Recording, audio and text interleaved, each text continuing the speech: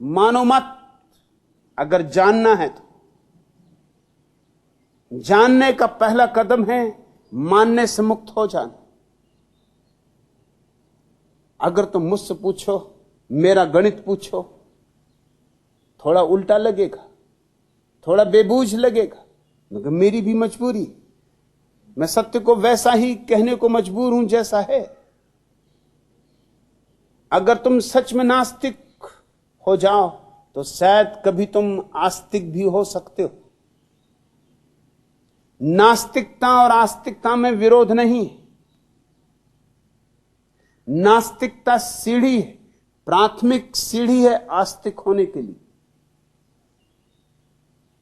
अगर मेरा बस चले तो मैं हर बच्चे को नास्तिक बनाऊं, हर बच्चे को जिज्ञासा दूं, प्रश्न दूं,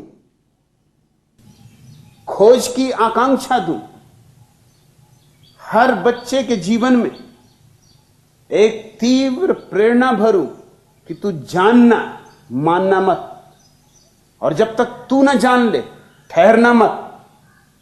बुद्ध ने जाना होगा तो बुद्ध पहुंचेंगे, और नानक ने जाना होगा तो नानक पहुंचेंगे, और कबीर ने जाना होगा तो कबीर पहुंचेंगे। उनके पहुंचने से तेरा पहुंचना नहीं हो सकता। तू जानेगा तो ही तू पहुंचेगा। और पहले चाहिए कि तुम्हारे चित्त की स्लेट खाली हो जाए। पोंछ डालो जो भी दूसरों ने लिख दिया है, धो लो स्लेट, साफ कर लो, कोरी कर लो तुम्हारी किताब।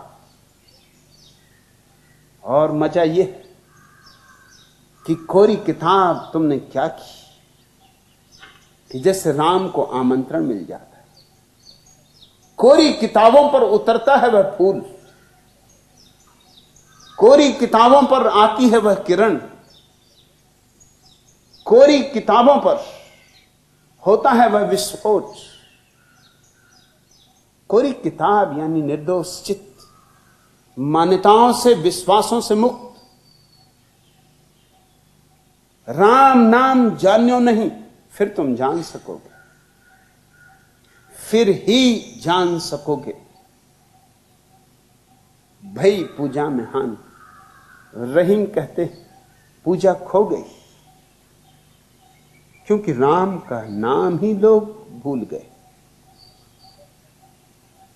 राम से पहचान ही ना रही।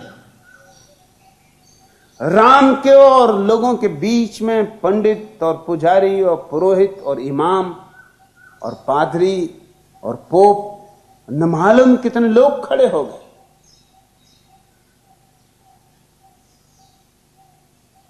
राम और तुम्हारे बीच इतनी भीड़ खड़ी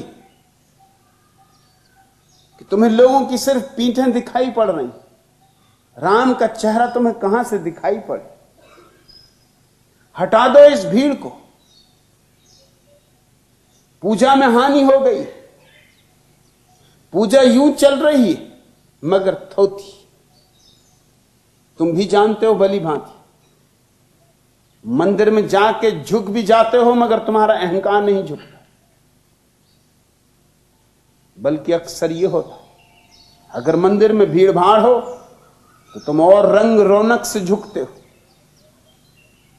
शोरगुल मचाते हो।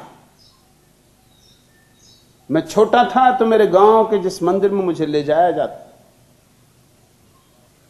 जैन मंदिर था। वर्ष भर तो कोई खास जाता न था, लेकिन पर्यूषण के दिन जब आते तो उन 10 दिनों में बड़ी भीड़ होती थी। वो 10 दिन लूट के समझो। और लोगों ने भी क्या हिसाब बनाए हुए। वे 10 दिन आते हैं बरसात के दिनों, जब न खेती हो सकती, न दुकानदारी हो सकती, न कोई और धंधा हो सकता, सब दुकानें खाली होती हैं, किसान घरों में बैठे होते हैं। वर्षा मूसलाधार पड़ती। कैसे कुशल लोग हैं। 10 दिन खोजे भी हैं तो यूं कि कुछ खर्चा ना हो, हिसाब से खोजे। खाली ही बैठे हैं और मुफ्त अगर राम भी मिलता हो तो क्यों छोड़ना। उन 10 दिनों में मैंने एक मजा देखा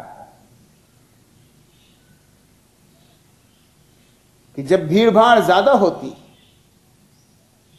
तो लोग आरतियां लेकर ऐसे नाचते। वे ही लोग जिनको मैंने कभी अकेले में नाचते नहीं देखा। 2-4 आदमी होते तो बेमन से नाचते, और भीड़ अगर खास होती तो फिर तो यूं होता है कि रुकते ही नहीं, बामुश्किल रोकना पड़ता, आपे के बाहर होकर नाचते। ऐसे एक नाचने वाले थे। एक दिन मैं उनके पीछे हो गया, वो मुझसे पूछने लगे मेरे पीछे क्यों चले आ रहे। मैंने कहा एक राज की बात पूछ। आपको हर रंग ढंग में देखा। जब आप अकेले होते तो आप पूजा की थाली उठाते भी नहीं। 2-4 आदमी होते हैं तो थाली उठाते हैं, बस एक आध दफा घुमाई, उतारी और रख दी। 10-15 हुए तो आपके पैरों में थिरक आ जाती। और अगर 100-200 लोग इकट्ठे होते तो आपको रोकना पड़ता है, पकड़ना पड़ता है। पकड़े पकड़े हाथ में नहीं आते थे, छूट जाते थे, निकल जाते थे, फिर थाली उठा लेते। आखिर लोगों को दूसरे काम भी करने, घर भी जाना, भोजन भी करना है। इसका राज क्या है? उन्होंने कहा इसमें राज क्या? अरे अकेले नाचने में क्या सार, कोई देखने वाला भी तो होना चाहिए। साल में 2-4 ही ऐसे मौके आते हैं जब सब इकट्ठे होते। पर्यूषण के अंतिम दिन तो वह ऐसा ऊधम मचा देते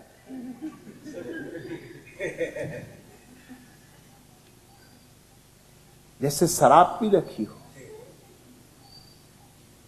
लोग झुकते भी हैं मंदिर में, तो भी वह झुकना अहंकार का समर्पण नहीं। झुकते भी हैं तो भी वह अहंकार का ही पूजन।